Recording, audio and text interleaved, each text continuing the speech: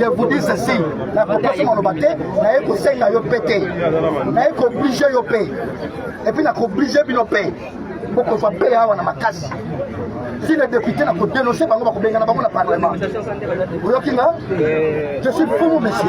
Ne me blague pas, je ne suis pas ton ami. Je ne suis pas ton ami. Monsieur, j'ai 19 millions de population. On a la Zokamba. Faites attention. Je dis faites attention.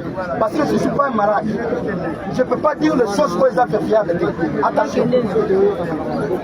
Un groupement. Un groupement. Et si il y a un groupement qui n'a qu'à te faire en 2020, et ça, depuis qu'on a dit non. Mais le lot va faire un groupement. Groupement est comme un frère, il va continuer à tomber. Quand on a un tombe, na bino. Ti Ghana. Et bien, à côté Kama. Bino, on va faire la maquille là-bas.